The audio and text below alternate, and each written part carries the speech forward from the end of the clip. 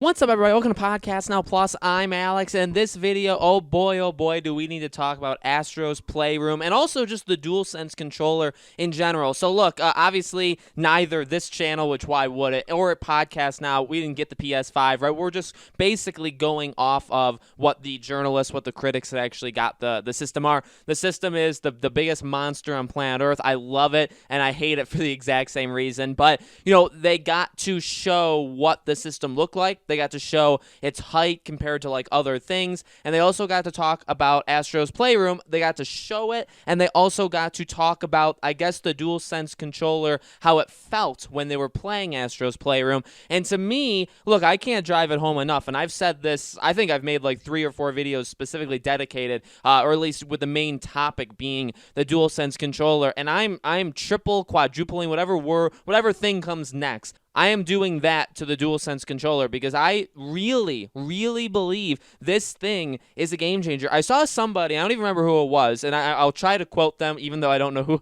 who it came from, but, you know, they talked about, they did a tweet, and they said that in November there are 2 next-gen consoles releasing, okay, the Xbox, maybe that was a slight on one of the Xbox ones, but let's just say both the Xbox and the PlayStation. But then they said, but there's only one next-gen controller coming out, and I think that probably sums it up really well. I mean, I know people have their favorites. I know some people really like the Xbox controller for all the right. I mean, there's a lot of reasons to like it, right? So I get it. People like it. I personally like the DualShock. It fits my smaller hand size. I know some people just flat out do not like the DualShock. They've never liked the DualShock compared to the Xbox controller. I get it, but what the DualSense controller can do is truly unbelievable. I think is the best word to say. You know, we've talked about how it could help Miles Morales, how it could really transform that. Astro's Playroom is literally, like, the entire point of it is to show off what the DualSense can be. It's kind of like a meta game. It's a fun game all on its own. It's free, but it's literally, I would say, built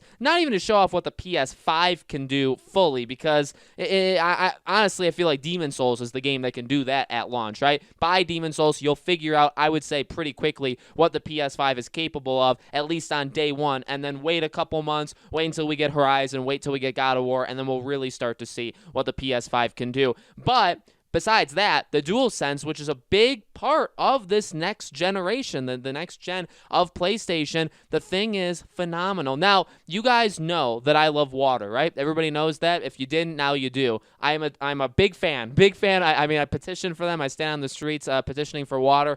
I'm a really big fan of anything like that. I love water physics. I love the looks of water, both in real life and in video games. And when he jumps into the water, firstly, it's just the greatest thing ever. And then secondly, how you literally can feel that in the controller, and the controller will feel different whether you're paddling in water or skating on ice, or when you're doing like that frog jump part of the demo. How it feels for each of those is, again, literally unbelievable.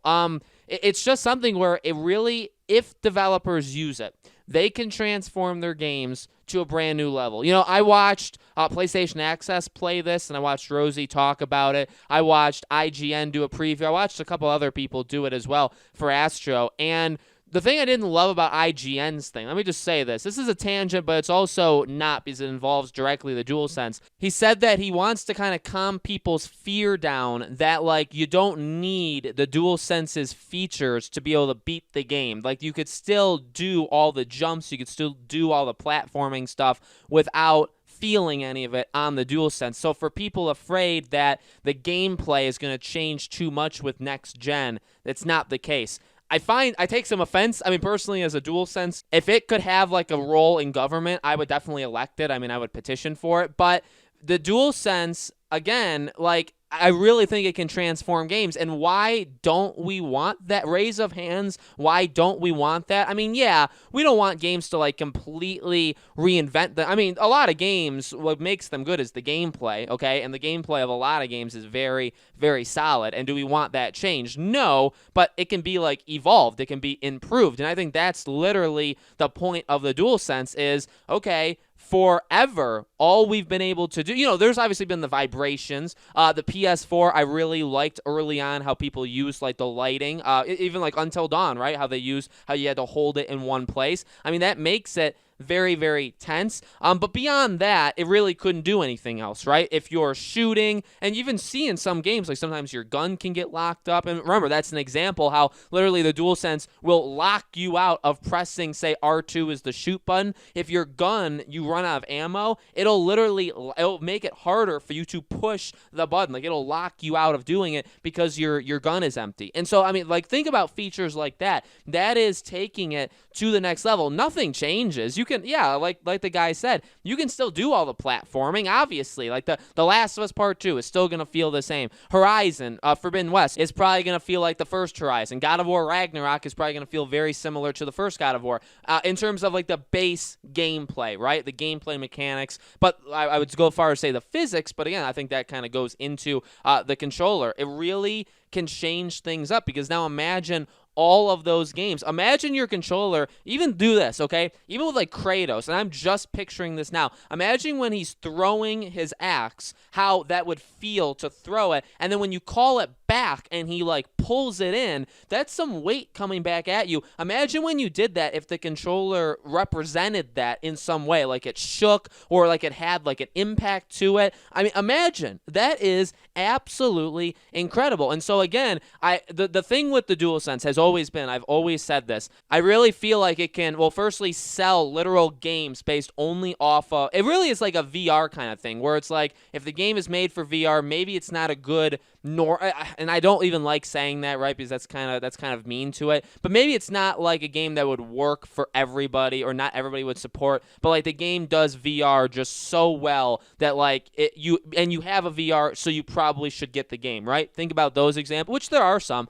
Now imagine that for DualSense. A game like Astro, which again is free, but like this is one where it's like if this game was like 10, 20, 30 bucks, but I was told that, okay, this is going to show you like 10 different things that your DualSense controller could do, I would pick it up day one. If indie games do that in 2-3 years and they say, we're going to do something with the DualSense controller that's never been done before, and it's a smaller game, and maybe the game's not even all that good, but it pushes the DualSense forward, I would support that game. That's literally where I'm at. And so the only thing I'm scared about is not actually what the IGN guy said, not going that direction. I want that direction. I don't want the direction of, well, let's just not use it. Okay, that's what I'm afraid of. Again, the touchpad on the PS4 controller I think is very good. It's used, but it's not used to its fullest potential. Tearaway Unfolded was the best way of using it. Tearaway was the best way of using a PS Vita, right? These are games that Little Big Planet. These are games that fully take advantage of the controller, of the Vita, of the whatever you're on. They, you know what I mean? It really pushes it. And every game, I think, in some ways does utilize the PS4 controller, but it doesn't do it all the way. Only select games do it all the way. So that's the issue, I think, with the DualSense, is a game like Astro, it's going to be very upfront and center. That we'll probably get a game from time to time where it is very upfront and center, but I think it'll take to a lot of games. I do predict this. I don't want this, but I think it could happen. I think with a lot of games, it'll take a back seat. Where maybe there's a thing or two, but if they really embrace it, I mean, think about horror games. Think about what a horror game could feel like. Again, with the water kind of stuff, I mean, they talked about it. With the cold, like the controller can actually change temperatures slightly. So, I mean, think about the potential with these things. I mean, it's if a developer goes full in, and I get it, it's extra work, and you'd be only doing it for PlayStation. Even if it's like Assassin's Creed or any game that's like both on Xbox and PlayStation, yeah, you'd be putting more work into the PlayStation side, but you're honestly enhancing the game, I think, massively. And hopefully, it's not all that hard, by the way, to program those kind of things. So we'll see how it goes. But my God, this gets me more and more excited. This is not, by the way, too, talking about Astro's Playroom, this is not something to like just ignore. This is something that I think I will play. Like, I'm going to play Demon Souls. I'm going to play Miles. Those will probably be the day one things. But I mean, I got to get around to this game. I'm not going to just put this game down and never play it. This is a game I'm absolutely going to experience solely, honestly, because of the DualSense. So, guys, let me know in the comments below. What do you think? Are you excited for Astro? Are you excited for the DualSense controller? Let me know. Make sure, as always, you guys are subscribed. Have the bell icon turned on. Again, I do a brand brand new video on this channel every single day, and so I hope to see you guys for tomorrow's video.